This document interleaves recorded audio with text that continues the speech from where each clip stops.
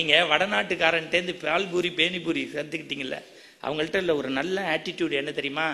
எந்த வீட்லையும் வெளியில் கிளம்பும் போது பேரண்ட்ஸோடைய திருவடியை வணங்கிடுவான். அவன் உள்ளே வந்தோன்னா அப்படின்னு தொட்டு கும்பிடுவான். சார் இவர் என்ன லயன்ஸுக்கு தான் கவர்னரு, ஆனாலும் அப்படி வரப்பா உட்காந்துருப்பாரு, தர இருந்தால் இப்படிம்பாரு.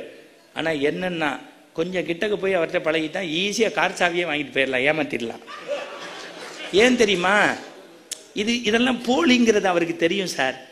எவன் ஒருத்தன் பழகும் போது நட்புக்கு தன்னோட பழகினவனையும் தன்னோட இருந்தவனையும் உயர்த்தணும்னு நினைக்கிறானோ அவர் தான் சார் கவர்னர் ஆக முடியும்.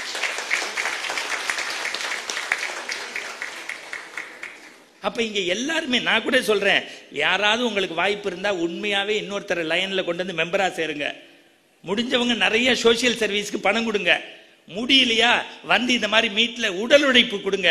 அதுவும் முடியலையா லைனை பத்தி தப்பு பேசாம போங்க. இந்த கிளப் நல்லா வளரும். அதான் உண்மை. சும்மா வந்து போகும்போது 7:30 கொளுத்தி விட்டு போயிடுவாங்க. எல்லாம் நல்லா தான் இருந்தது மாப்பிள்ள. குலாம் அவருக்கு வேண்டிய ஒரு ஆளை கூட்டி வந்துட்டாரு.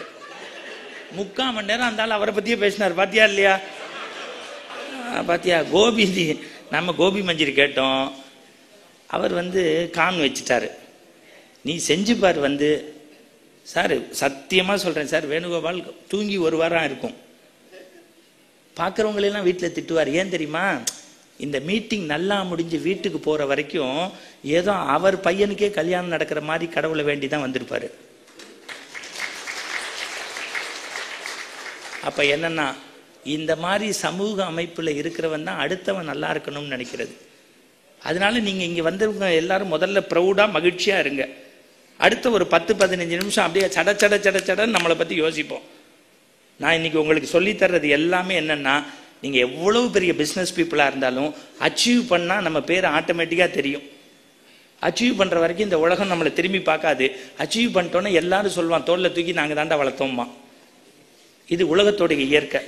அப்ப என்னன்னா, முதல்ல நான் சொல்லி தர்றது என்னன்னா, ஈவினிங் டயத்துல ஃபேமிலிக்குள்ள வந்தோன்னே ஷூவை ரிமூவ் பண்ணி உங்க பிளேசரை கழட்டினோன்னே ஒய்ஃபை பார்த்து என்ன செலவுக்கு காசு வேணுமா, சாப்பிட்டாச்சா, படுத்து தூங்குன்னு சொல்லாதீங்க. அதுக்கு இங்கேயே லாட்ஜிலேயே தங்கிட்டு போயிடலாம். வீட்டுக்குள்ள போனா தயவு செய்து ஒரு 1/2 மணி நேரம் ஃபேமிலியோட நீங்க பேசினா தான் லைஃப் நல்லா இருக்கும். அனுபவிச்சு கை தட்டின 23 பேருக்கு மட்டும் நன்றி.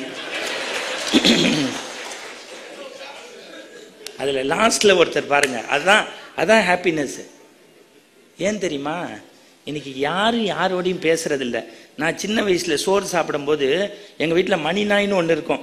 என் பேரும் மணி, எங்க வீட்டு நாய்க்கு பேரும் அதுவா அமைஞ்சிருச்சு. இந்த சோறு போட்டோன்னு அந்த நாய் என்ன தெரியுமா, அப்படி சாப்பிடும் போது ஒரு காலை இப்படி வரட்டும். இன்னைக்கு நான் எந்த ரெஸ்டாரண்ட் போனாலுங்க, சத்தியமா சொல்றேன், போய் உக்காந்து ஆர்டர் பண்ணோன்னு இப்ப நம்ம ஹியூமன் சைக்காலஜிக்கலாவே அப்படி மோட்டிவேட் ஆயிட்டோம். ஒரு 10 நிமிஷம் நம்ம கையில இதை நோண்டாம இருக்க முடியல. நான் இந்த மீட்ல ஒரே ஒரு செய்தியை சொல்லி கொடுத்துட்டு போறேன். நீங்க வெஹிக்கிள்ல போகும்போது கடவுளே கூப்பிட்டாலும் உங்க செல்போன் எடுத்து பேசிடாதீங்க. கடவுளை இந்த ஒரு மெசேஜ் போதும். கடவுளே கூப்பிட்டாலும், ஏன்னா அதை விட உன் உயிர் பெருசுங்கிற சிந்தனை உங்களுக்கு வேணும். பேசாதீங்க. கேட்டா இன்கமிங் ஃப்ரீ, அவுட் கோயிங் அப்படியே போடா. சார் உனக்கு ப்ராப்ளம் ஆயிட்டா பரவாயில்ல, ஒண்ணுமே தப்பு செய்யாதவன் எய்தாப்புல வந்து கை கால் போச்சுன்னா அந்த குடும்பம் படுற அவஸ்தை இருக்கு பாருங்க. சார் ஹெல்மெட்டுக்குள்ள கொடுத்துட்டு தனியா லூஸ் மாதிரியே பேசிட்டு போறான் சார். இப்ப ஒரு காலத்துல செவுட்டு மிஷினை வச்சுட்டா பிரஸ்டீஜ் இஷ்யூன்னு நினைப்போம். இப்ப எல்லா பேரும் லூஸாவே வாழ்றோம். அதுல இந்த போனு ஒரு 3 நாளைக்கு முன்னாடி ராத்திரி 3:30 மணிக்கு எனக்கு போனு, மாப்பிள்ள நான் மாமா பேசுறேன், தாத்தா செத்து போயிட்டாருன்னு போனை வச்சுட்டாங்க. இப்ப வரைக்கும் பேசினது எந்த மாமா, செத்தது எந்த தாத்தான்னு எனக்கு தெரியல. இதுல கம்யூனிகேஷன் ஸ்கில்லை பத்தி 3/4 மணி நேரம் பேசுவாங்க. டெக்னாலஜி வர வர நமக்கு ஒழுக்கம் போயிடுச்சு தெரியுமா சார்? நான் இப்படி சொல்றேன் சார், எங்க அப்பா எல்லாம் சாகுற வரைக்கும் அவருக்கு முன்னாடி நின்று பேச மாட்டோம். இப்ப நான் என்ன இந்த மேடையில் நினைக்கணும், சத்தியமா நான் இவங்களோட பிசினஸ் பீப்புள் கிடையாது, நான் பெரிய ப்ரொஃபஷனல் கிராஜுவேட் டாக்டர் மாதிரி கிடையாது. எனக்கு ஏன்டா இந்த டயஸ்ல மரியாதை, ஏன்டா இந்த போடியத்தில் நின்று 50 நிமிஷம் நம்ம பேசுறத ஒரு 500 பேர் கேட்குறாங்கன்னா இது எனக்கு கிடைச்ச மரியாதை இல்லை. நான் படித்த திருக்குறளுக்கும் கம்பனுக்கும் பாரதிக்கும் பாரதிதாசனுக்கும் புதுமை பித்தனுக்கும் கி ராஜநாராயணனுக்கும் ஜெயகாந்தனுக்கும் எஸ் ராமகிருஷ்ணனுக்கும் வாலிக்கும் வைரமுத்துவுக்கும் முத்தம் காமத்திற்கான விஷயம் இல்லை, இது பெண்ணை பெற்ற அப்பாக்களுக்கே தெரியுங்கிற நான் படித்த தமிழுக்கு மரியாதை கிடைக்குதுன்னு நான் நினைக்கிறேன். நான் வாயை வாடகைக்கு விட்டே வாழ்றவன். தொடர்ச்சியா 4 நாள் மீட்டிங், என் மனைவிக்கு அப்புறம் என் மேல உயிரா இருக்கிறது நீங்க தான் சார். ஆனா சைட்ல கொஞ்சம் அப்படித்தான் இருக்கீங்க.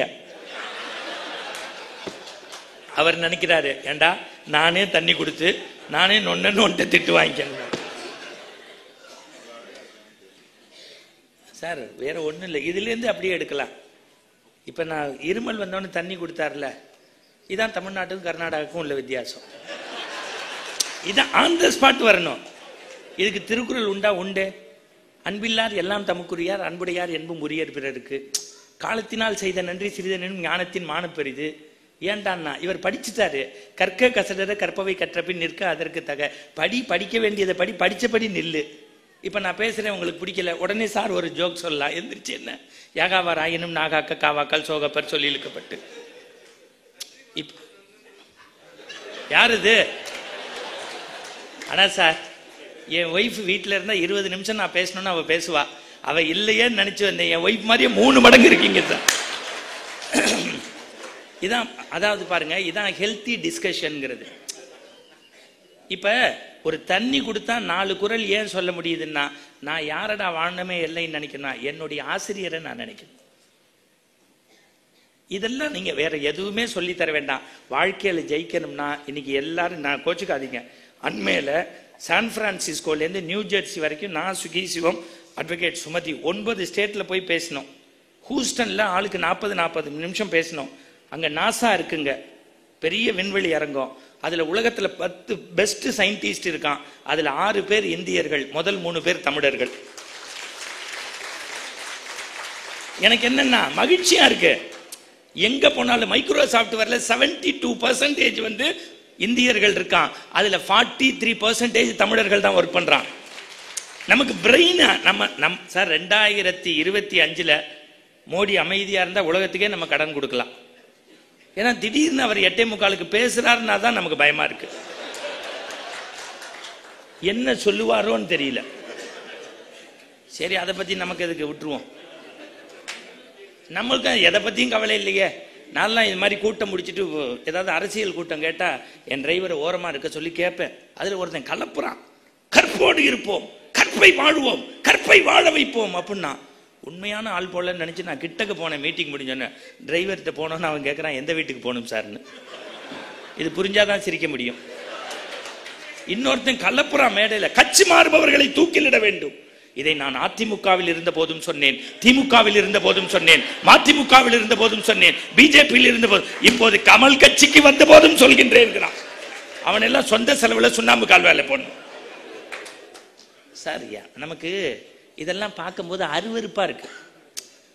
ஏன் தெரியுமா? நம்மளுடைய ஒரே ஆம்பிஷன் என்னன்னா, இன்னும் ஒரு 10 மினிட்ஸ் சார்.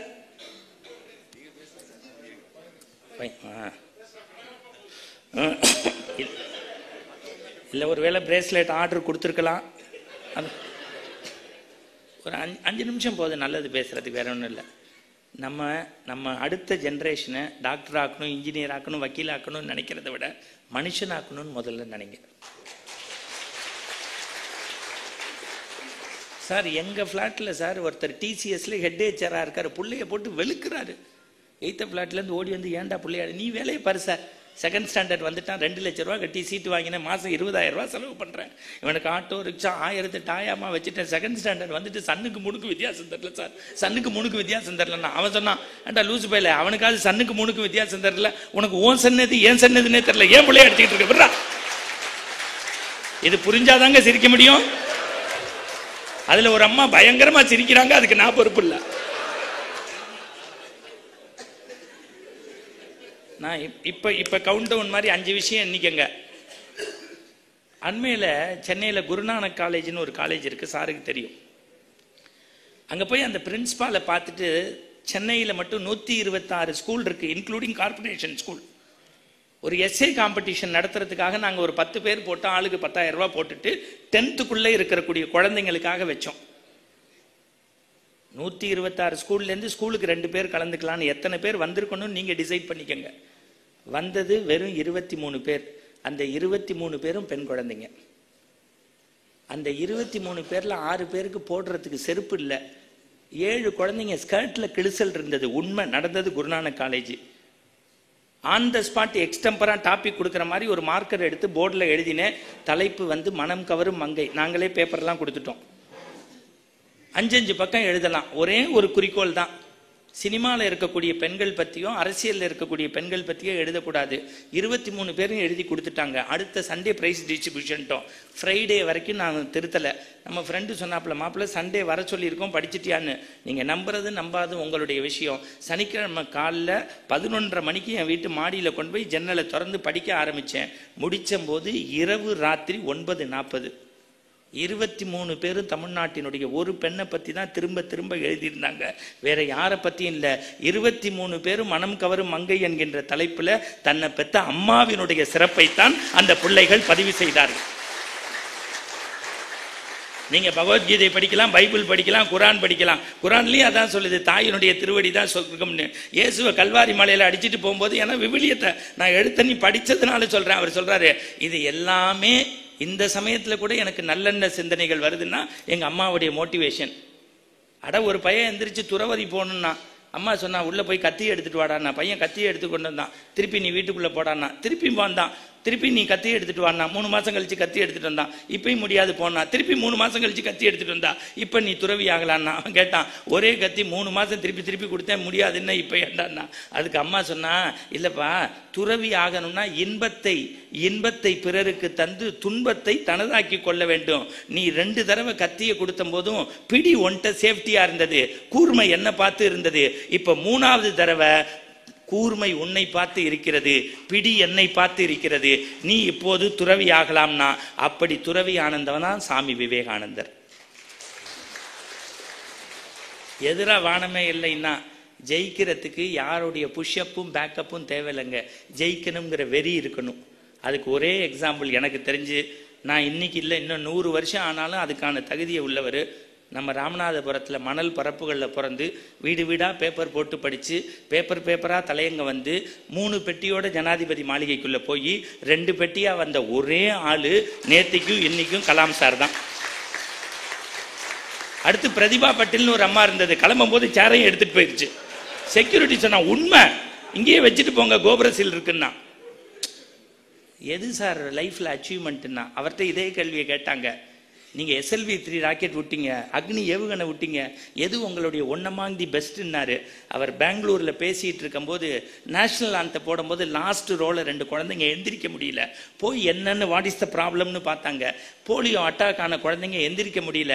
உடனே ஆய்வுக்கூடத்தில் போறாரு. ஏன் ப்ராப்ளம் கேட்குறாரு. 4.5 கிலோ எடை உள்ள செயற்கை கால், முடியல ப்ராப்ளம். உடனே யோசிக்கிறாரு. 36 மணி நேரம் முயற்சி பண்ணி விண்வெளிக்கு பயன்படுத்தக்கூடிய ராக்கெட்டினுடைய அலுமினிய தகட்டை தேய்ச்சி ஒரு செயற்கை கால் கண்டுபிடிச்சு வெறும் 410 கிராம் எடையுள்ள காலை கொண்டு வந்து அந்த குழந்தைக்கு போட்டு அதையே ஆட வச்சு பாட வச்சு ஓட வச்சுட்டு பிரஸ் மீட்ல சொல்றாரு, என்னுடைய ப்ரொஃபசர் ஜான் பிரிட்டோன்னு நான் சென்ட் ஜோசப் காலேஜில் படிக்கும் போது, தம்பி பிற்காலத்தில் நீங்க எல்லாம் சயின்ஸ் படிச்சு மேல வந்தாலும் அடுத்தவன் அவனுடைய சொந்த காலில் நிக்க வைக்கிறதுக்கு உங்க படிப்பு உயர்ந்தா அதுதான்டா உங்களுக்கு எல்லைனாரு. அதை அவனுடைய சொந்த காலில் நிக்க வச்ச பாரு, அதுதான் என்னுடைய படைப்புல பெஸ்ட். ஒன்றும் இல்லை. அது நீங்க லைஃப்ல ஜெயிக்கணும்னா ராசி பலன் பார்க்கறத நிறுத்துங்க. எனக்கு கொமட்டுது டிவியை பார்த்தா. நான் பெரிய புராணம் படிக்கிறேன், ராமாயணம் படிக்கிறேன், ஆனால் 1 ரூபா சைஸ்ல பொட்டு வச்சு மிரட்டுறாங்க காலில். ரிஷபராசி நேயர்களை கிழக்கு மேற்கு வடக்கு தெற்கு நோக்காதுங்க. லூசு பேல இருக்கிறது 4 திசை தானே. அப்புறம் 7 கலரை சொல்லி சட்டை போடாதேங்கிறான். அப்புறம் என்ன அம்மனக்கட்டையா போறதா அவன்? இந்த கல்லு விற்கிறவனை பார்த்தீங்கன்னு வச்சுங்க, செங்கக்கல்லை தவிர எல்லா கல்லையும் சொல்றான். சார் அச்சய திருதிக்கு காசு வாங்கினா கொட்டுங்கிறாங்க. கோச்சுக்காதீங்க. அச்சயம்ங்கிறது மணிமேகலை கையில இருந்த பாத்திரம். என் ஒய்ஃபு பெரிய சயின்டிஸ்ட், அண்ணா யூனிவர்சிட்டியில டாக்டரேட் வாங்கினவ. டிரைவரை கூப்பிட்டா தெரியும்னு திருட்டு ட்ரெயினேறி 1/2 கிராம் காசு வாங்கிட்டு வந்தேன்னா 6 பவுன் செயின் எங்க மாட்டேன் கூட்டத்தில் எவனோ அத்து கொண்டு போயிட்டான்ட்டான். உங்களுக்கு என்ன சிரிக்கிறீங்க? என் பவுன்ல போச்சு. சார் எனக்கு நான் இப்போ சொல்கிறேன் சார், வானமே எல்லை எதுன்னா, அஜித் நடிக்கிறதுக்குன்னே பிறந்தவர், என்னை மாதிரி இருக்காரு. அது நான் அதை படித்தேன். அதில் ஒரு அம்மா கொலவெறியோடு என்னை சும்மா வச்சுக்கோ அப்பா இப்போதான்ப்பா உயிரே வருது அந்த அம்மாவுக்கு. விஜய் ஏதோ ஒன்று சர்க்கார் என்ன கொஞ்சம் வெளியிலேருந்து திருடுறான்னா இங்கே, ஆனால் அந்த படத்தில் திருடுற அளவுக்கு ஒன்றுமே இல்லை. அது புரிஞ்சாதான் சிரிக்க முடியும், விடுங்க. அப்போ விஜய் சேதுபதி என்னமோ ஒன்று யார்கிட்டையும் இல்லாத ஒன்று பண்ணுறாரு. கமல் உண்மையிலேயே சொல்கிறேன், அவருடைய அன்பே சிவத்தை பார்த்து 5 நாள் நான் அழுதுருக்கேன். அவர் அந்த வேலையை தான் பார்க்கணும். ஏன்னா இந்த ஒரு நிமிஷம் மட்டும் எடுத்துக்கிறேன் சார், கோச்சுக்காதீங்க. நம்ம ஊரில் சார் தர்மம்னா என்னன்னு நீங்கள் தெரிஞ்சுக்கணுங்கிறதுக்காக இதை சொல்கிறேன். காமராஜர் வீட்டுக்கு எம்ஜிஆர் போகிறார் 1963. அன்னைக்கு காலைல நேரு ரேடியோவில் பேசுகிறார், இந்திய சீனா யுத்தத்துக்கு நிதி கேட்டு. நான் உண்மையை பேசுகிறேன். அடுத்த ஜென்ரேஷனுக்கு குழந்தைங்களுக்கு புக்கை படிக்க சொல்லுங்க. ஏன்னா ஊசியில் நூல் கோக்கிற இடத்துக்கு பேர் காதுன்னு பேர். அந்த காதில் நூல் போனால் சட்டையின் கிழிசல் சரி செய்யும். இறைவன் உங்களுக்கு தந்த காதில் நல்ல புஸ்தகங்கள் உள்ள போனால் உங்களுடைய மன கிழிசல்கள் சரி செய்யப்படும். ரீடிங் ஹேபிட்ஸே இன்னைக்கு இல்லாமல் போயிடுச்சு. படித்தா வாழ்க்கையில் ஜெயிக்கலாம். இது அப்படியே வைங்க. காமராஜரை பார்க்கறதுக்கு எம்ஜிஆர் வராரு திருமலைப்புள்ள ரோட்டுக்கு. அங்கே ஒரே ஒரு செக்யூரிட்டி வாசலில் சொல்கிறான், இல்லை அவர் எக்மோர் ஸ்டேஷன் போயாச்சு. அப்போ ராத்திரி 7:30 மணிக்கு இங்கே போட் மயில் கிளம்பிடுச்சுன்னா காலைல 10:30 தான் மதுரைக்கு போய் சேரும். ஸ்டேஷனுக்கு எம்ஜிஆர் வந்தான்னு பதறாங்க. ஏன்னா அப்போ அவர் உண்மையான சூப்பர் ஸ்டார், உண்மையான சூப்பர் ஸ்டார்.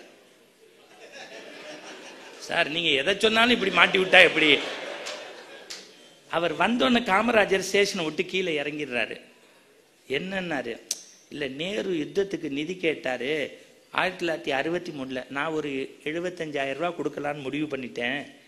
முதல் செக்கு இந்தாங்க 25,000ன்னு கொடுத்துட்டாரு. அதை வாங்கி பையில் வச்சுட்டு மதுரையில் போய் இறங்கினோன்னா அப்போ தான் பிரஸ்காரம் தான். இப்போ அனிமூன் போனால் கூட வருவாங்க இல்லை? ஆமாம், நான் அனிமூன் போனும்போது என்னை கேட்டாங்க, உங்களுக்கு யாரை பிடிக்கும்னு ஒரு அம்மா. உன்னையே தான் பிடிக்கும் வாமான்ட்டேன். எங்கே போனாலும் பிரைவசியே இல்லாமல் இருந்தால் அப்புறம் என்னது? நான் உண்மையிலேயே சொல்றேன், பாரதி சொல்வான்ல, எழுதுகோள் தெய்வம் எழுத்தும் தெய்வம்னு. நல்ல பத்திரிகையாளர்களை கைகூப்பி வணங்குவதற்கு கடமைப்பட்டிருக்கிறேன். ஆனா இப்ப இந்த டிவியை பார்க்கும்போது நமக்கு பயமா, தப்பான விஷயத்தை கொண்டு போய் சேர்க்கக்கூடாது. பிரஸ் பீப்புள் கேட்குறாங்க, நீங்க போய் என்னங்க எம்ஜிஆர்ட்ட கை நீட்டி வாங்கிட்டீங்கன்னு. காமராஜர் சொன்ன ஒத்த வார்த்தை சார், 1,00,000 பேர் கேட்டான் இந்தியாவில் நேருவோடைய உரையை, கொடுக்கணுங்கிற மனசு ஒருத்தனுக்கு தானே வந்தது, அதனால தான் கை நீட்டி. சார் இவருக்கு தெரியும், செக்ரட்டரியேட்டில் வேலை பார்த்தாரு. சீஃப் மினிஸ்டருக்கு அப்போ 10 மெடிக்கல் சீட்டு, 100 அப்ளிகேஷன் வந்துருச்சு. சிஎஸ் சொல்றாங்க இப்ப மாட்டிக்க போறாரு காமராஜர். ஏன்னா ஜாதிக்காரர் கொடுத்துருவாரு, கட்சிக்காரர் கொடுத்துருவாங்கன்னு ப்ராப்ளம். 3 நிமிஷத்துல 10 பேரை டிக் பண்ணி கொடுத்துட்டாங்க. போய் வெக்கத்தை விட்டு சிஎஸ் கேட்டிருக்காங்க, எப்படி சார் செலக்ட் பண்ணீங்க, நீங்க ப்ராப்ளத்தில் மாட்டிப்பீங்கன்னு. ஒன்றும் இல்லைம்மா, 100 பேருக்கு 10 பேர், நீங்க 100 பேருடைய அப்ளிகேஷனையும் எடுத்தேன், ஒரே ஒரு செகண்ட் பார்த்தேன், அதுல தகப்பனுடைய கையெழுத்துங்கிற இடத்துல 10 பேர் கை நாட்டு வச்சான், இவன் பையன் தான் டாக்டர் ஆகணும்னு நினைச்சேன், கொடுத்துட்டேன்னாரு. இந்த ஜீவான்னு ஒருத்தர் திண்டுக்கல்ல பேசிட்டு காலைல இங்க வந்து இறங்குறாரு. காலைல 11:45 இறங்கி வந்தோடனே சேப்பு சட்டை போட்டிருக்க ஒரு தோழர் போறாரு. அவன்கிட்ட கேட்கறாங்க, ஐயா ஒரு டீ வாங்கித்தா பசிக்குதுன்னு. அவன் திருப்பி கேட்டான், நேற்றுக்கு தானடா கட்சி மீட்டிங் பேசி பொதுக்கூட்டத்தில் 1816 ரூபா கொடுத்தீங்க, அதுல ஒரு டீ வாங்க கூடாதான்னு. ஜீவா சொன்னது, அது கட்சிக்கான காசை தவிர என் டீக்கான காசு இல்லையா. இப்ப காசு பாக்குறதுக்குன்னே கட்சி தொடங்குறாங்க, அதுக்கு மேல நான் சொல்ல மாட்டேன். ஏன் இதெல்லாம் வேதனையோடு சொல்றேன்னா, மறந்துடாதீங்க, போலி சாமியார்களை நம்பாதீங்க, தாய் தகப்பனை நம்புங்க, நல்ல புஸ்தகம் படிங்க, குழந்தைங்களோட நேரத்தை செலவு பண்ணுங்க. அதை விட ரொம்ப முக்கியம், ரொம்ப ஹாப்பினஸ்ஸா இருங்க. அதை விட ரொம்ப முக்கியம் என்ன தெரியுமா, விஜயை விட, அஜித்தை விட, அப்பாஸை விட, அமீர்கானை விட, சத்தியமா சொல்றேன், அமிதாப் பச்சனை விட எனக்கு எல்லாருடைய படமும் பிடிக்கும். ஆனா இது எல்லாத்தையும் விட நான் 10 வருஷமா யாருக்கு ரசிகர்னா என் தலைவன் வடிவேல் தான் சார். இன்னைக்கு ராத்திரி 10 மணிக்கு நானும் ஜெயிலுக்கு போறேன். ரவுடி தான் ரவுடி தான் ரவுடி தான் சார். ஒரே ஒரு சீன் சொல்றேன். ஒரு படத்துல ஏதோ அவருக்கு ப்ராப்ளம் இருக்கும், மாடு குத்தி அந்த கூடையை மாட்டி நடிக்க விடுவாங்க தெரியுமா சார். நான் இன்கம் டேக்ஸ் ஆஃபீஸில் கடந்த 1 வாரமா விஜிலன்ஸ் வீக்ல போய் பேசுறேன். கடந்த 17 வருஷமா டாக்ஸை கரெக்டாக கட்டினதுல வடிவேல் ஒரு ஆளு. ஏன் தெரியுமா, எது தன்னுடைய ராசாவின் மனசுல எப்படி இருந்தாரு, ஏன் அங்கிருந்து நான் மைனஸை பிளஸ் ஆக்கிட்டாரு. நீங்க சார்லி சாப்ளின் முதல் டிராமா போட்ட போது 2 பேர் தான், கடைசியில் அவனுக்கு சாகும்போது உலகமே செலவச்சுது. எல்லாருமே சாதிக்கிறதுக்கு தான் கடவுள் பிறந்திருக்கோம். நான் இப்படி சொல்றேன், தாய் தகப்பனை மதிங்க, நல்ல புஸ்தகம் படிங்க, தாழ்வு மனப்பான்மையை தகர்த்தெறிங்க, எது உங்க மைனஸோ அதை பிளஸ் ஆக்குங்க. இது எல்லாத்தையும் விட மனசை ஹாப்பினஸா வைங்க. நல்லது செய்யறவங்களுக்கு உதவாட்டி கூட இடைஞ்சல் பண்ணாம இருந்தாலே பெரிய வெற்றி கிடைக்கும்னு சொல்லிட்டு என்னுடைய ஒரே ஒரு ஆசை, உண்மையிலேயே இந்த மீட்டிங்கை ரொம்ப நாளைக்கு அப்புறம் தமிழ்நாட்டில் ஒரு 40 மினிட்ஸு ரொம்ப அட்டன்டிவாக ஐ கான்டாக்டாக, நான் நல்லா பேசினேன்னு சொல்ல மாட்டேன், நீங்கள் சத்தியமாக நல்லா கேட்டதுனால என்னால் பேச முடிஞ்சது. நம்ம வேணுகோபால் சாருக்கு ஒரு ரவுண்ட் அப்ளாஸ். பத்தாது,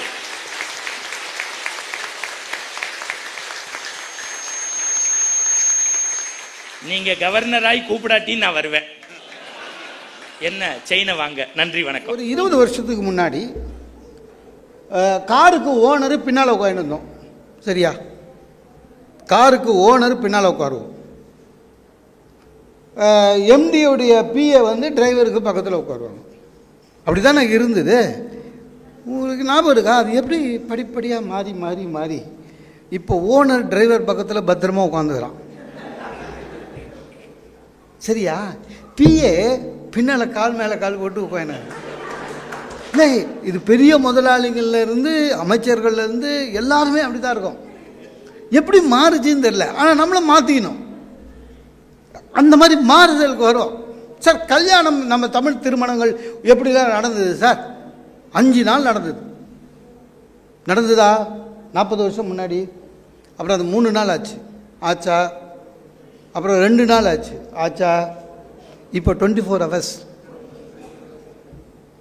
சார், கல்யாணத்துக்கு இன்விடேஷனே ரிசப்ஷனுக்கு தான் வைக்கிறான். அவன் கல்யாணம் பண்ணுறானா இல்லையான்னு தெரியல. கல்யாண மண்டபம் சிஸ்டம்லாம் மாறி போச்சு. அங்கே உள்ளே போனால், அதுவும் இல்லை சார், மெட்ராஸ் மாதிரி ஒரு பெரிய மெட்ரோபாலிட்டன் சிட்டியிலலாம் என்ன ஆகிடுச்சு, மண்டபங்கள் வந்து ஒன்று மிக பெருசாக இருக்குது, இல்லைன்னா ரொம்ப குட்டியாக இருக்கும். 15 லட்சம் ரூபா ஒரு நாள் வாடகை, ஃபுல் ஏசி, சாப்பாடு ஹால் ஏசி, பாத்ரூம் ஏசி, எல்லாம் ஏசி. 15 லட்சம் ரூபா.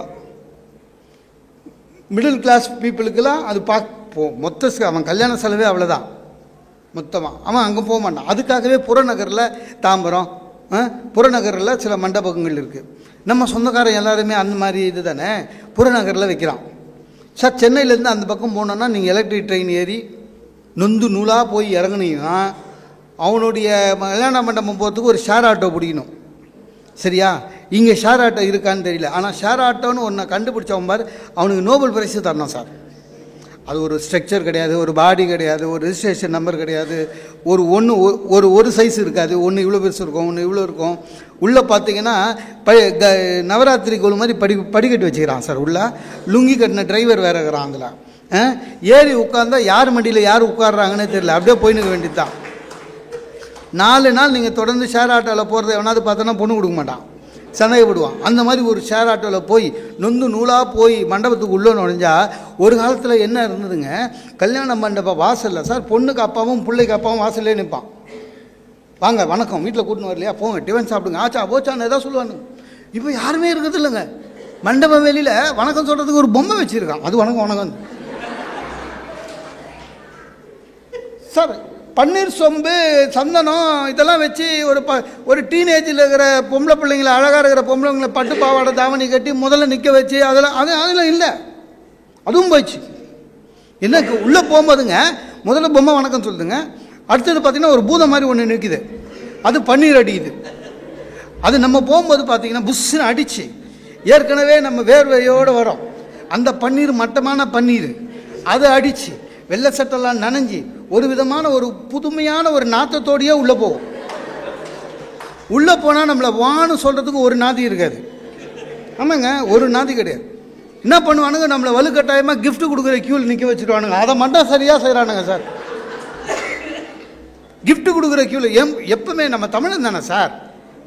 ஏதாவது இலவசமாக கொடுக்குறாங்கன்னா கியூவில் நிற்கலாம் சார். நம்ம வீட்டிலேருந்து 1000 ரூபா கவரில் போட்டு வந்துட்டு நான் ஏன் சார் கியூவில் நிற்கணும்? கியூவில் நிற்கினா கியூ நவராது, வேர்க்கும் மரம் அப்படி வேர்க்கும். ஏன்னா மண்டபம் அவ்வளோதான். ஃபேனே சீலிங் ஃபேன் கிடையாது சார், வால் மவுண்ட் ஃபேன் வச்சுருப்பான். அது வெறும் சத்தம் மட்டும் தான் ஊன்னு கத்தும், காத்தே வராது. வேத்து விறுவிறுத்து டென்ஷன் ஆனால் இந்த வெல்கம் ட்ரிங்க்னு ஒன்று கொடுப்பான் சார், இத்தினூண்டு டம்ளர். அந்த டம்ளரை கண்டுபிடிச்சவனுக்கு நோபல் பிரைஸ் தரணும். உண்மையிலேங்க இத்தினூண்டு தாங்க, எட்டி பார்த்தாலே தீர்ந்து போயிடும் அந்த அளவுக்கு. அதில் ஒரு கிரேப் ஜூஸ்னு ஒன்று கொடுப்பான் பாருங்க, அந்த ரெசிபியை கண்டுபிடிச்சவனுக்கு நோபல் பிரைஸ் தரணும். நீங்கள் அதை வாயில் வச்சு ஒரு உறிஞ்சிங்கன்னா சுகர் கண்டிப்பாக 500க்கு மேலே போகும். வெறும் சர்க்கரை, வெறும் சர்க்கரை.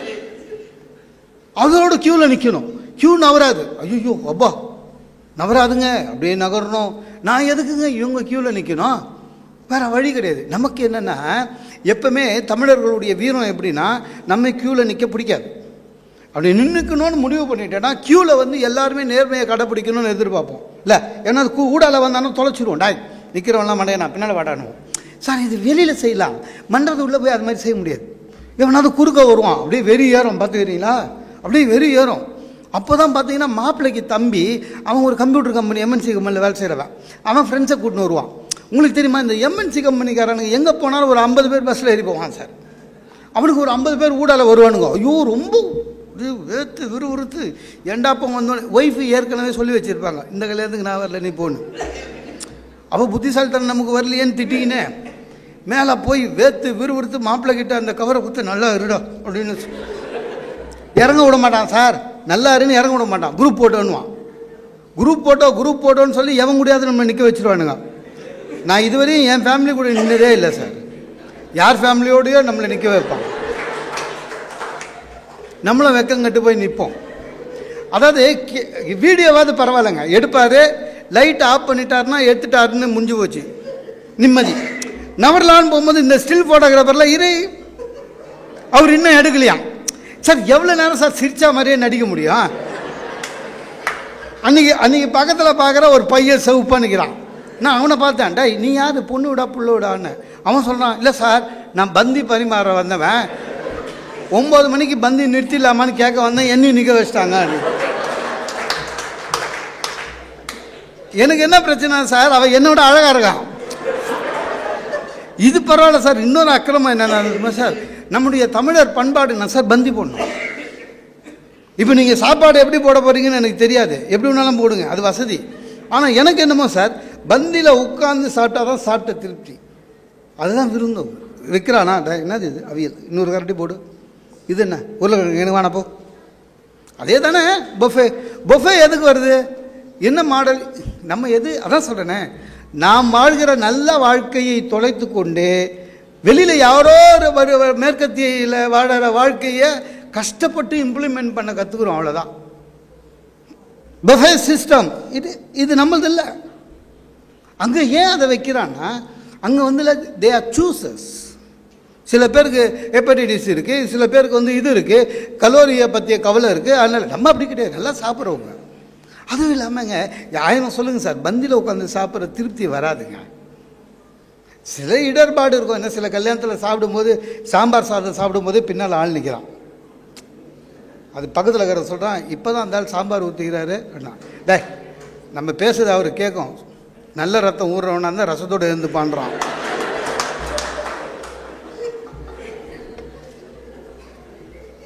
நீ முதல்ல உன் ஆளை கவனின்றான். உன் ஆளுன்னா அவனுக்கு அப்போ முன்னால் இருக்கிற ஆள். இந்த பேச்சு கேட்ட பிறகு சாப்பிடவே தொல்லாது. அதெல்லாம் சகஜம், அது ஒரு தமாஷை, அவ்வளோதான். பஃபே அதை விட அநியாயங்க. 1000 சொல்லுங்கள் சார், என்னை பொறுத்தளவுக்கு என் தனிப்பட்ட இது பந்தி தான். பஃபே எனக்கு ஒத்துக்காது, இன்னமும் தெரிலங்க, ஒத்துக்கலை. நம்ம படிச்சிருக்கோம், வெளிநாடெல்லாம் போகிறோம், வெளிநாடெல்லாம் போனால் அதான் சாப்பிட்றோம். இருந்தாலும் சார் அது பீங்காம் பிளேட்டு அதுவே 2 கிலோ இருக்குதுங்க. அவ்வளோ வெயிட்டு பிளேட்டை வச்சுன்னு நிற்கும்போது, அந்த க்யூவில் நிற்கும்போது வேற எங்கேயோ நிற்கிற ஃபீலிங் இருக்கும் தட்டோட. அது அந்த க்யூ நவராகுதுங்க, மெதுவாக நவரும். அப்படியே எட்டி பார்த்தா ஒருத்தன் என்ன பண்ணுறான், குலோப் ஜாமுனை 2 எடுத்து வைக்கிறான். பக்குனுக்குது. நம்ம பையன் என்னன்னா, நம்ம போகிற வரையும் குலோப் ஜாமுன் இருக்குமா, தீர்ந்து போச்சுன்னா ரீஃபில் பண்ணுவானுங்களா இல்லையா, இல்லைன்னா ரீஃபில் பண்ண சில பேர் அதுக்கே பிள்ளையார்கிட்ட வேண்டிப்பான், நான் போகிற வரையும் குலோப் ஜாமுன் தான் உனக்கு 5 ரூபா போடுறேன்னு. சார் அதுவும் இல்லாமல் நமக்கு எடுக்க வேறு தெரியல. ஏன், நமக்கு இன்னும் பழகலை. அது நம்மளை வலுக்கட்டாயமாக பழக்கப்படுத்துகிறாங்க. அதனால தான் அந்த வேணை நம்மளுக்கு எடுக்க தெரியல. சில பேருங்க பஃபேல போய்ட்டு சாப்பாடு எடுத்து வச்சுட்டு திரும்புகிறான்ல, அவன் தட்டு பார்த்தாலே உள்ளகத்தில் வெளில வருது, எல்லாத்தையும் போட்டுக்கிறான். டே அது வச்சுதே கொஞ்சம் கொஞ்சமாக உனக்கு எது வேணுமோ அதை போட்டுக்கோன்னு தெரியல, எல்லாத்தையும் எடுத்து போட்டுப்பான். பார்த்தா அந்த அந்த அவியல் நடுவில் பார்த்தீங்கன்னா ஜீரா ஓடும். ஆனால் சில பேருங்க இதுலேயே டாக்டர் பட்டம் வாங்கினவன் இருக்கான், PhD. உண்மையில் தான் கடவுள் மாதிரிங்க, எல்லா இடத்துலையும் அவனே நிற்கிறான். நம்ம 2 சாப்பாடு ஸ்பூனில் போகிறதுக்குள்ளே எல்லாம் முடிச்சுட்டு ஐஸ்கிரீமுக்கு வந்துடுவான். அது அவன் டாக்டரேட் வாங்கினது, ஒன்றும் பண்ண முடியாது. எல்லாம் மாறி போச்சு.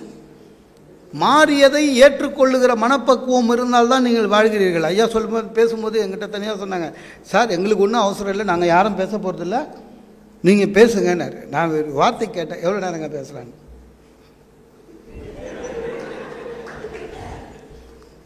நீங்கள் எவ்வளோ நேரம் வேணாலும் பேசுங்க சார். சரி, அவங்களுக்கு இஷ்டம், என் கவலைன்னா உங்கள் கவலை. ஏன்னா உண்மையிலேங்க ஒரு பேச்சாளர் எப்படி பேசுகிறாலும் சரி, கேட்குறவங்க வந்து ஒரு பெருந்தன்மையாக கேட்குறாங்க. அதுக்காக அவங்கள பரிசோதிக்கக்கூடாது. சரியா? ஒருத்தர் பேசினே இருந்தார், இதே மாதிரி நல்லா ரசித்தாங்க. உடனே இவருக்கு ரொம்ப ஆர்வம் ஆயிடுச்சு, நல்லா தானே கேட்குறாங்கன்னு இன்னொரு 1/2 ஹவர் பேசினார். கொஞ்சம் கம்முன்னு இருந்தாங்க. இன்னும் 1/2 ஹவர் பேசினார். ஒருத்தர் வந்தார், நேராக பக்கத்தில் ஏறி நின்னார். நாங்கள் இங்கே வந்துட்டீங்கன்னாரு. பேசுடா, பேசு மமனை, உனக்கு எவ்வளோ ஆசை இருக்கோ பேசு. நீங்கள் நீ பேசிட்டு நான் உட்கார்ந்த சேரில் போய் நீ உட்காரு, நான் ஒரு 2 ஹவர் பேசுகிறேன்.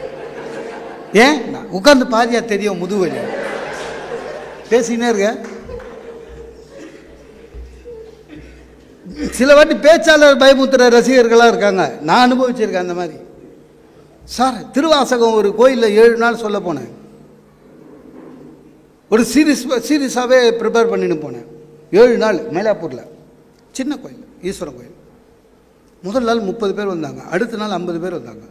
எனக்கு அதுவே மிகப்பெரிய வெற்றி. ஏன்னா இந்த 30 பேரும் தொலைஞ்சிருவாங்கன்னு நினச்சேன். கூட ஒரு 20 பேரை கூட்டின்னு வந்தாங்க. நல்லா தான் பேசுகிறோம் போல இருக்குதுன்னு நினச்சேன். ஆனால் என்னோட பிரச்சனை என்னென்னா, ஒரு கிழவி சார் முதல் நாள் வந்து முதல் வரிசையில் உட்காந்தாங்க சார். அந்த பாட்டி 80+. நான் பேச ஆரம்பிச்சேன்னா அது வந்து உட்காந்துது, கவனித்தேன்.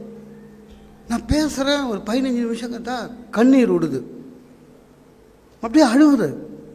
எங்கள் பேச்சாளர்களுக்கு என்னென்னா, இந்த முதல் வரிசையில் இருந்துட்டு யாராவது திடீர்னு ஏதாவது இது பார்த்தா, திடீர்னு அவங்க தனியாக ஃபோன் பேசினா நம்மளுக்கு டிஸ்ட்ராக்ஷன் ஆகும். இந்த அம்மா அழுவுது. நானும் அந்த பாட்டி மாவையே பார்த்து பார்த்து பேசுகிறேன்.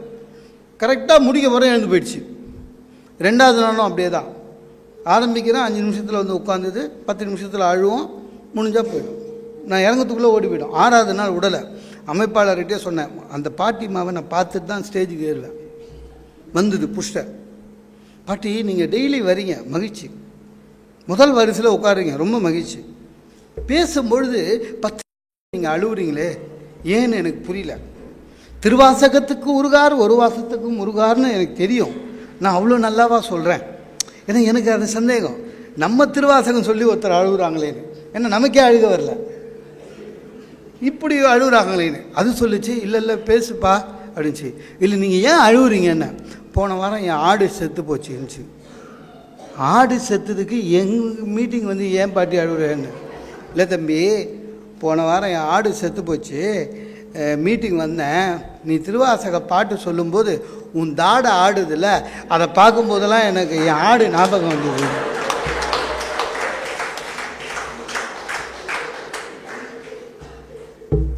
அதாவது உங்களுக்கு சிரிப்பாக இருக்குது. நான் வந்து திருவாசகத்தை உருக்கமாக பேசணும்னு நினச்சேன். என் வாயிலேருந்து பாட்டை பார்க்கணும்னு நினச்சா என் தாடை அதுக்கு ஆடு ஞாபகம் வந்துருக்கு. நம்ம ஒன்றும் பண்ண முடியாது சார், எல்லாம் மாறி போகிறது.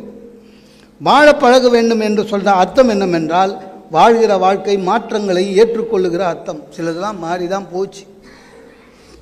குரு சிஷ்ய பாவம் போயிடுச்சு. எனக்கு சொல்லிக் கொடுத்தவன் ஆசான். எது சொல்லிக் கொடுத்தவன், எதுவானாலும் சொல்லிக் கொடுத்தவன் ஆசான். கல்வின்னு மட்டும் இல்லைங்க, வாழ்க்கை நெளிவு சுழுவை சொல்லிக் கொடுத்தவன் ஆசான். என் தந்தை எனக்கு ஆசான். என்ன எனக்கு ஒன்றும் சொல்லலை.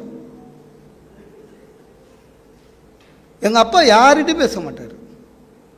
எங்கள் அம்மா பேசினாலும் எதுவும் பேச மாட்டார். சார் அவர் எனக்கு சொல்லிக் கொடுத்தது.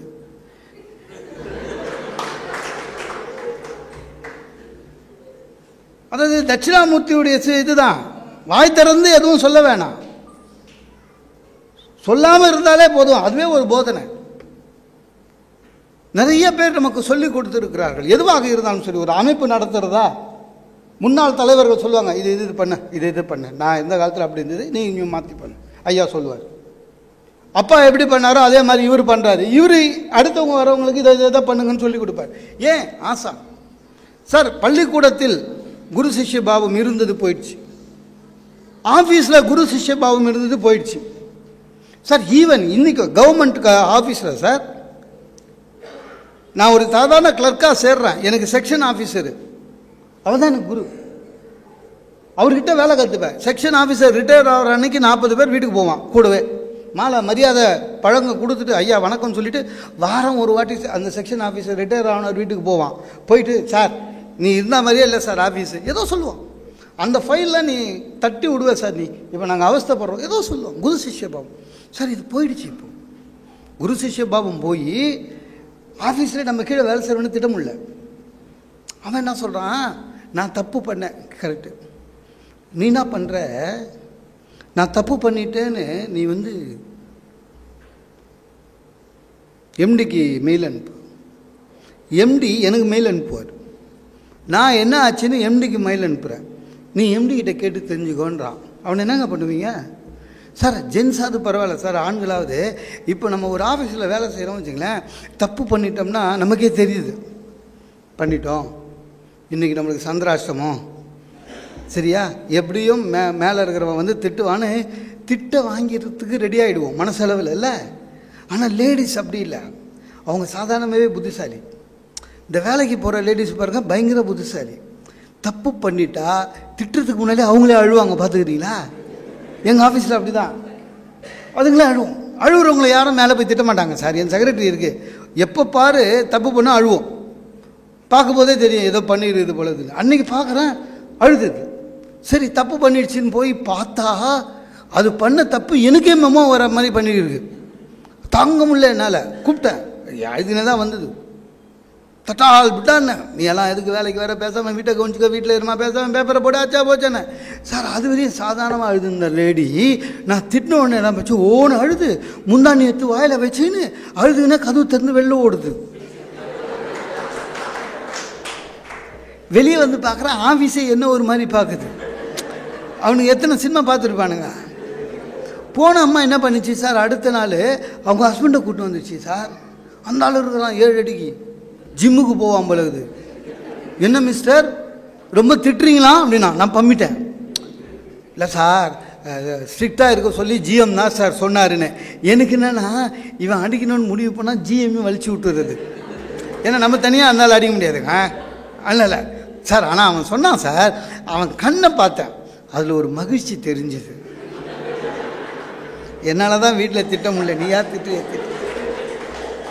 ஒரு ஆம்பளை கஷ்டம் ஒரு ஆம்பளைக்கு தானே சார் தெரியும். எல்லாம் மாறி போச்சு. ஒரு காலத்தில் இருந்ததெல்லாம் இந்த காலத்தில் இல்லையான்னு கவலைப்படக்கூடாது. இந்த காலத்தில் இப்படி இருக்கா, நாளைக்கு இது மாறும், அவ்வளோதான். அதான் வாழ பழகுவது சார். பொண்ணு பார்க்க போகிறதா இருந்தால் ஒரு காலத்தில் சுச்சுவேஷனே வேறு. மாப்பிள்ளை வீட்டிலேருந்து ஒரு 20 பேர் கிளம்புவான் படம் எடுக்கிற மாதிரி. அந்த பொண்ணுக்கிட்ட போய் நீ படிச்சிருக்கிறியான்வான், வேலைக்கு போறியான்வான், சம்பளம் நிறைய வாங்குறியான்வான், அடக்கமாக இருப்பியான்னு கேட்பான். எப்படா இருக்கும்? படித்து வேலைக்கு போய் கை நிறைய சம்பாதிக்கிற பொண்ணுக்கிட்ட அதையும் கேட்டால் எப்படி? அது அந்த காம்போலேயே வராது.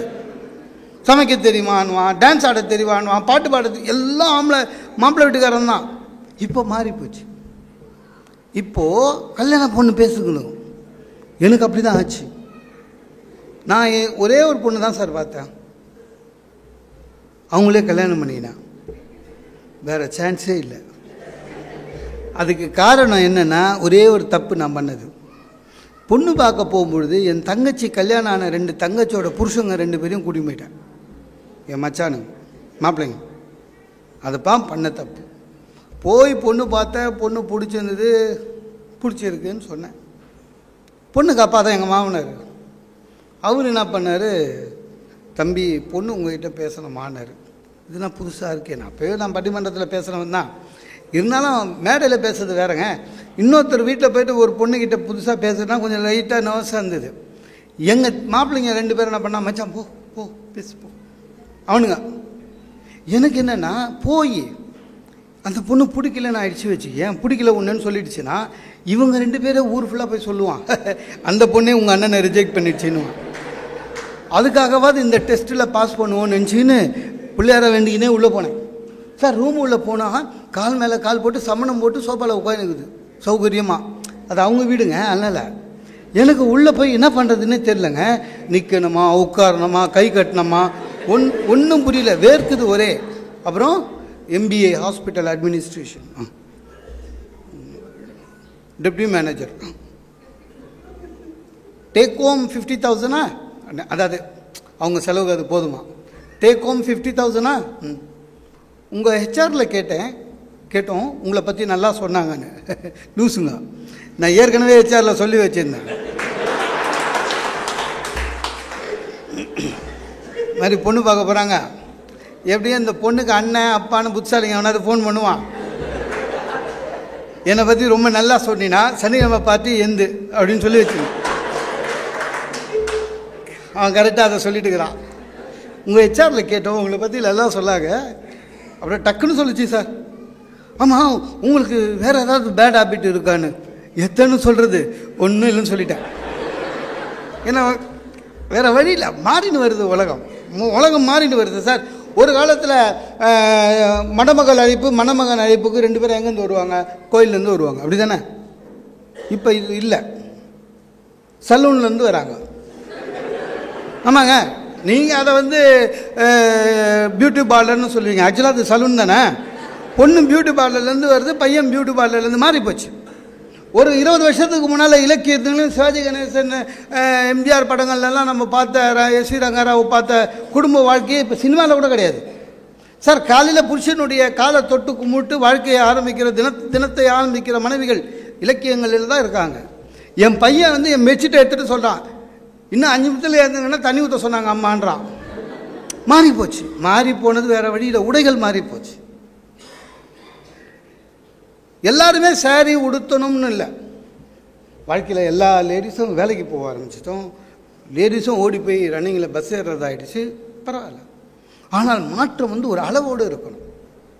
ஒரு சாரியே மாட்டாமல் சுடிதாரோ ரைட்டு. இந்த லெக்கின்ஸுன்றது எவன் கண்டுபிடிச்சான்னு தெரியல சார். அதில் இங்கே இருக்கிற எத்தனை ஆம்பளைங்களுக்கு அது தெரியணும் கூட தெரியல. தாங்க முடியல. சிட்டிலெல்லாம் குண்டா ஒரு அம்மா சார், அதை போட்டுட்டு 2 பக்கமும் கால் போட்டு ஸ்கூட்டரில் போகுது. பின்னால் போகும்போது நமக்கு பயமாக இருக்குது. நானே அந்த ஹஸ்பண்டுக்கிட்ட, யோ பாத்தியா எதையாவது கிழிஞ்சிச்சுன்னா அந்த ஸ்கூட்டருக்கு போகிற உரையாவது மாட்டின்னு போயா முடியல. இந்த ஆண்கள் சார் வேட்டி கட்டணும். வேட்டி எல்லாரும் வேட்டி கட்ட முடியாது. நம்ம பஸ்ஸில் போகிறோம், சைக்கிள் ஓட்டுறோம், கஷ்டமாக இருக்கும், பேண்ட்டு போட்டுக்கோ. பர்முடாஸ்ன்னு ஒன்று அது கண்டுபிடிச்சா மாதிரி ஒருத்தன் சார். பர்முடாஸை வீட்டில் போட்டுக்கோ, வீட்டில் எப்படி ஒன்றாலும் இருக்கு. கோயம்புத்தூருக்கு அன்றைக்கி போகிறேங்க, ஒரு 6 அடிக்கு இருக்கிற 50 வயசு ஆள் ட்ரெயினில் ஏறுறான் பர்முடாஸோட. இது என்ன நாகரிகம்? அவன் பர்முடாஸ் போட்டுக்கினே அப்பர் பர்த்துக்கு ஏறுறான் சார். ஒரு அறுவறுப்பா இல்லை இல்லை எதுக்கு அதெல்லாம்? கோயில் மாறி போச்சு சார். கோவிலில் நம்முடைய கோவில்களில் இல்லை மேள வாத்தியங்கள் இருந்தது, நாதஸ்வர வீசை இருந்தது. ஒன்று பாருங்கள், கோவிலில் இருட்டு இருக்கலாம், கரண்ட்டே இல்லாமல் இருக்கலாம், ஆனால் இந்த வாத்தியங்களை அடிச்சுக்க ஆளே கிடையாது. மங்கள யுத்த வாத்தியம்னா அதுதான். இப்போ அதையும் தூக்கிட்டான். பக்குன்னு ஆயிடுச்சு சார். அன்னைக்கு பெருமாள்கிட்ட மிஷின் ஒன்று மோட்டர் ஒன்று போட்டான் சார். எதுக்கு அது? பயமுத்துறா மாதிரி அமைதியாக வேண்டவே முடியாது. பார்த்துக்கிறீங்களா அந்த மேலம் போட்டால் ஹை ஸ்பீடு டொன்னு. அன்னைக்கு பார்க்குறேன் 3வது தெருவில் ஒரு அம்மன் கோயிலில் திடீர்னு நைட்டு ஏதோ ஷார்ட் சர்டிஃபிகேட்டில் அதுவே அடிக்குது. கதவு எப்படி திறக்குதுன்னு தெரியல. ஜனங்கள்லாம் ஓடி போய் வாசலில் நிற்கிது, தானே அடிக்குது உள்ள. அர்த்தசாம பூஜை மாதிரி. ஒருத்தர் சொல்கிறான், டேய் தர்மகதா கூட்டினாடா, அவர் தான் பூட்டை கரெக்டாக உடைப்பாருன்னா. டேய் தர்மகதா பூட்டை திறப்பாடுறான்னு எப்பவுமே அவர் உடைக்கிறது தான் கேட்கலாம். இல்லை எல்லாம் மாறி போச்சுங்க, எல்லாம் மாறி போச்சு. ஓதுவார் இருந்தாங்க, அதுவும் போயிடுச்சு. எதுவுமே மாறி போச்சு. கோயிலை சுத்தமாக வச்சுருக்கோமா சார்? நம்ம உலகத்திலேயே இவ்வளோ விளம்பரம் இருக்கிறது நம்ம இந்துக்கள் கோயிலில் தான். ஏதாவது ஒரு கோயில் உள்ள போய் இந்த மாதிரி சார், கோவில் உள்ள கடவுளை மனசுலே நினைச்ச நாட்கள் போய் கோயிலில் போய் நினச்ச நாட்கள் போய் இப்போ கோயிலுக்கு போகிறதே ஏதோ ஒரு ஃபேஷன் ஆயிடுச்சு. கோயில் அவ்வளோ போர்டு சார், தயவு செய்து வரிசையில் இருக்கவும். இப்படி ஒரு கோயில் உள்ளே இருந்ததுன்னா நம்ம எந்த கதியில் இருக்கோம்னு பாருங்க. தயவு செய்து அகல் விளக்கை மேடையில் வைக்கவும், அப்படி ஒரு போர்டு. ஏன்னா 5 ரூபாய்க்கு அகல் விளக்கு வாங்கி சார் இவன் சாமிக்கே சூடு வைக்கிற மாதிரி கிட்ட எடுத்து போகிறான். மேடையில் வை, தயவு செய்து வரிசையில் இருக்கவும், இப்படி ஒரு போர்டு. லுங்கி அணிந்து கொண்டு கோயிலுக்கு வர வேண்டாம், இப்படி ஒரு போர்டு. இதெல்லாம் போர்டு போட்டால் தெரியணும். எங்கேயுமே அப்படிதான் சார். 50 ரூபா கொடுத்து திருப்பதிக்கு போய் கியூவில் நின்றுக்கிறேன் சார். பெருமாள் ஸ்லோகம் சொல்லிக்கினே போகிறேன். அங்கே கல்வெட்டு, கல்வெட்டு படிக்க வேணாம், ஏன்னா அவ்வளோ புத்தால்தானம் இல்லை. தமிழ் தெலுங்கில் நாயக்கருடைய கல்வெட்டு, தமிழுடைய கல்வெட்டு இருக்குது. கல்வெட்டுடைய இடைவெளியில் ஈயம் பூசி வச்சிருக்கு. சில இடங்களில் ஈயம் பிச்சுட்டு வந்திருக்கு. அதில் இவன் விசிட்டிங் கார்டு சொல்லிவிட்டு வரான். நம்ம ஆளு மார்க்கெட்டிங் பண்ணுறான் நான் திருப்பதியில். எதை எங்கே கிறுக்கிறதுனே தெரியல. கோவில் புனிதம்னே நமக்கு தெரியல, எல்லாம் போயிடுச்சு. கியூவில் நின்றுனே போகிறான் சார். ஒருத்தன் எழுதி வச்சுட்டு போகிறான், ஜெயந்தி ஐ லவ் யூன்னு. டே, அதை நீ ஜெயந்தி கிட்ட சொல்லு, இல்லையா உள்ளே போய் பெருமாள் கிட்ட சொல்லு. அவன் எழுதிட்டு போயிட்டான். அது வரையும் ஸ்லோகம் சொல்லின்னு போனேன் நான். அதை பார்த்தோன்னே எம்ஏ படிக்கும் போது இப்படி தானே ஜெயந்தின்னு ஒரு பொண்ணு நம்ம கிளாஸில் இருந்தது, நம்ம கூட இதையே தானே சொன்னோம், மூஞ்சிக்கெலாம் அது கேடான்னு நினச்சாலேன்னு பெருமாளை விட்டேன் கையில். ஜெயந்தியே 2 நிமிஷம் நின்றுதான். பின்னால் என் ஒய்ஃபு, எங்கே வந்தாலும் வேடிக்கை தான் போ அப்படின்னா. நாகரிக மாற்றம் இருக்கலாம், ஆனால் அது ஒரு அளவுக்கு. வாழ பழகுவோம்னா எல்லாத்தையும் மாற்றிடுறதில்ல. வாழ பழகுவது எல்லாமே சார்.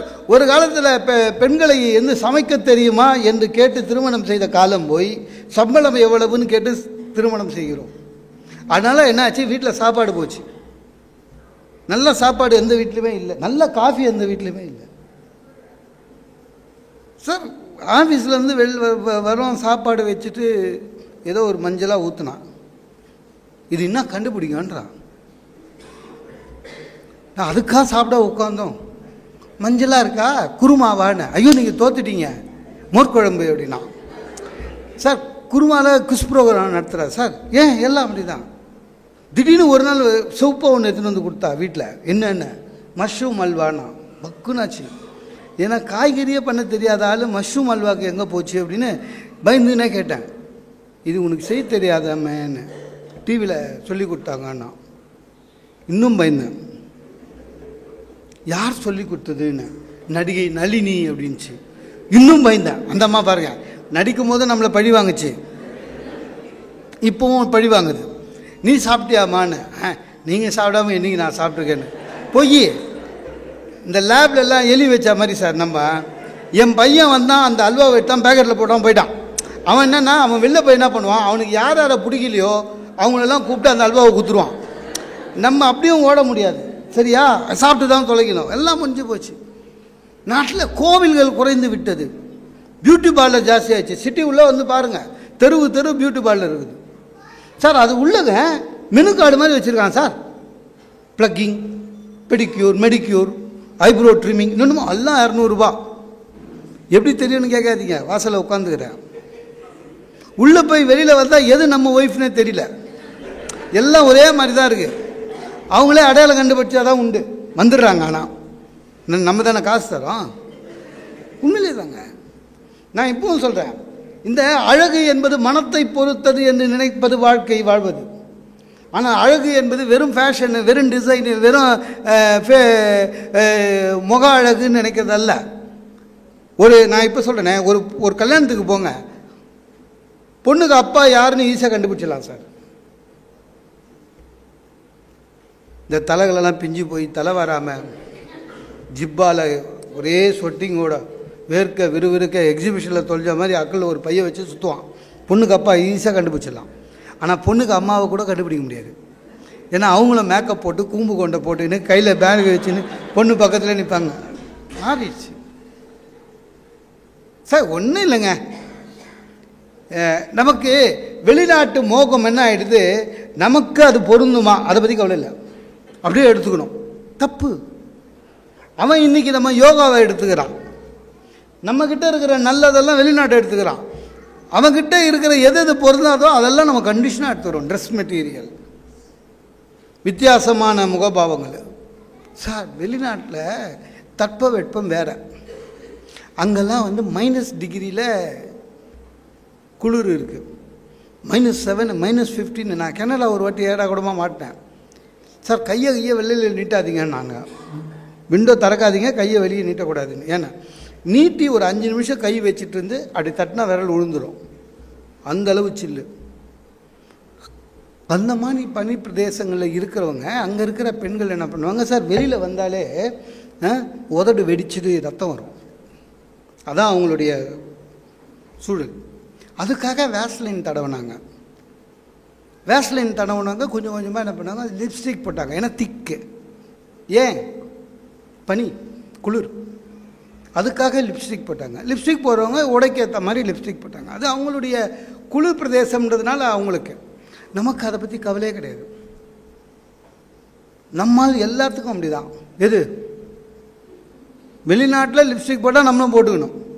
அதை எதுக்கு போட்டுக்கிறாங்க ஒன்றும் கவலை கிடையாது. சார் நம்ம ஆளுங்களுக்கு போடவும் தெரியலங்க. பச்சை கலர் ஒரு புடவை, சிவப்பு லிப்ஸ்டிக்கு, அது பேரே லிப்ஸ்டிக். நான் சொல்கிறதெல்லாம் ஈரோட்டில் இல்லை, பெண்கள் இல்லை, அது சொல்லிடுறேன். ஏன்னா இவ்வளோ நேரம் மகிழ்ச்சியாக இருந்தாங்க. இப்போ என்ன அங்கே சுற்றி இங்கே சுற்றி நம்மகிட்டே வரான்னு. இங்கே இருக்க பெண்கள் இல்லை, நான் சொல்கிறது சென்னை பெண்கள். பச்சை கலர் புடவை, சிவப்பு கலர் லிப்ஸ்டிக், அது பேரே லிப்ஸ்டிக்குங்க, ஸ்டிக்கு. ஆனால் நம்மளுக்கு அந்த அர்த்தமே தெரியாது. அதை வழித்து உதட்டில் தடவி இந்த கிருஷ்ணர் வெண்ணெய் சாப்பிட்டா மாதிரி வருங்க கல்யாணத்துக்கு. அவங்க அதை மெயின்டைன் பண்ணுவாங்க. எப்படி, கையில் வந்து டிஷ்யூ பேப்பர் வச்சுருப்பாங்க ஃபாரினில், அப்பப்போ அம்முன்னுவாங்க, அப்பப்போ கண்ணாடியில் பார்த்துப்பாங்க. நம்மளுக்கு அதை பற்றி கவலை எதுவுமே கிடையாது, அப்படியே வர வேண்டியது தான். அவங்க ஸ்பூனில் சாப்பிடுவாங்க, சாப்பிட்டு அப்பப்போ தொடச்சிப்பாங்க. நம்மளுக்கு அந்த பழக்கமே இல்லை. அப்படியே அப்பின்னு வந்துட்டு 2வது பந்தியில் உட்காந்து ஃபுல்லாக சாப்பிட்டுட்டு கையை கழுவிட்டு அப்படியே தொடச்சோம், அனுமார் வேஷா போட்ட மாதிரி இருக்கும். அத்தோட ஃபோட்டோக்கு வேறு நிற்பாங்க. நின்றுட்டு நல்லா இருக்காது இல்லை, எப்படியும் இந்த ஃபோட்டோக்காரனே சரியில்லை, சரியாகவே எடுக்கலை என்னன்னுவாங்க. எல்லாமே கோட்டு. நான் கூட அப்படி நல்ல காலம் இந்த சில மோட்டிவேஷன் கிளாஸ் எல்லாம் போகும்போது கேட்குறாங்க, சார் ஒரு பேச்சாளருக்கு ஃபோன் பண்ணி டேட் இருக்கான்னு தான் கேட்கணும், கோட்டுக்கு தான் கேட்குறான். எனக்கும் கோட்டுக்கும் வேறு ராசி கிடையாது, நான் போடுறதில்லை. இப்போ முன்னால் போட்டுருந்தேன்.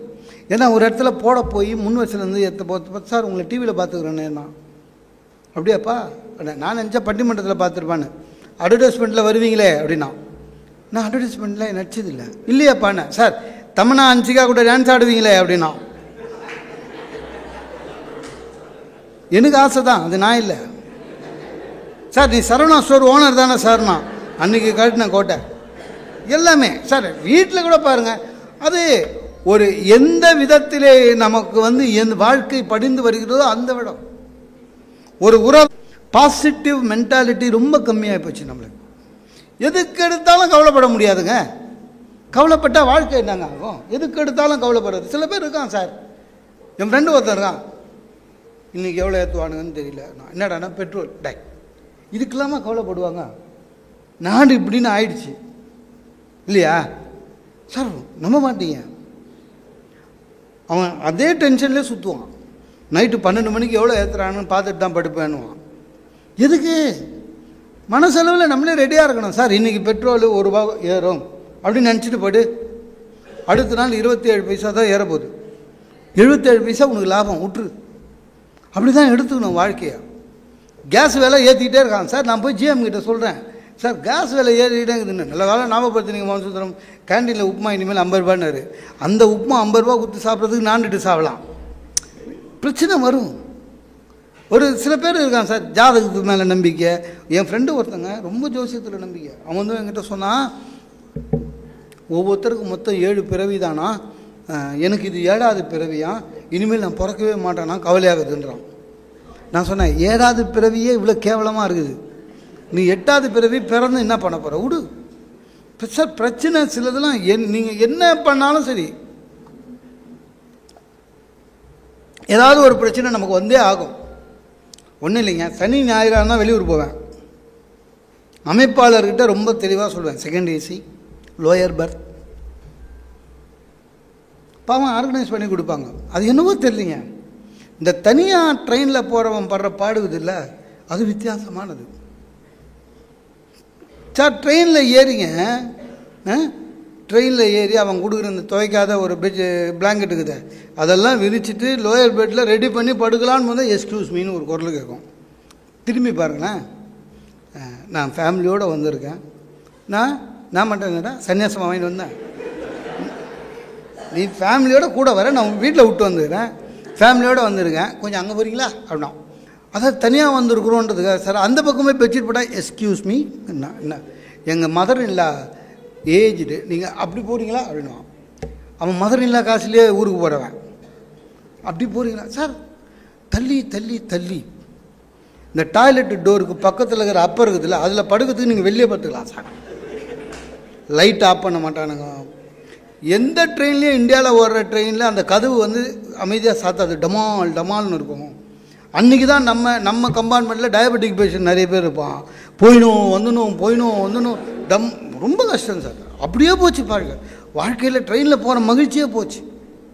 அன்றைக்கி பார்க்குறேன் ட்ரெயினில் சென்ட்ரல் ஸ்டேஷனில் வர இந்த A1 வெளியில் ஒரு 25 வயசு பசங்க, ஒரு 15 பசங்க, காலேஜ் கேர்ள்ஸ். அப்பா இன்றைக்காவது கொஞ்சம் மகிழ்ச்சியாக போகலாம், இல்லை தப்பாக நினைக்காதீங்க சொல்கிறேன், அவங்க பண்ணுற கலாட்டாவை வேடிக்கை பார்த்துட்டு போகலாம் அப்படின்னு நினச்சேன். கரெக்டாக ட்ரெயின் கிளம்பும் போது எல்லாம் போய் A2 ஏறிடுச்சு. நமக்கு வழக்கம் போல் ஏறினா எதிர்புறத்தில் ஒரு அம்மா கை குழந்தையோடு ஏறுது. அந்த கை குழந்தை சார் ஸ்டேஷனை விட்டு வண்டி கிளம்புறதுலேருந்து அழுகுது. அப்படி ஒரு அழுகை தாங்க முடியல.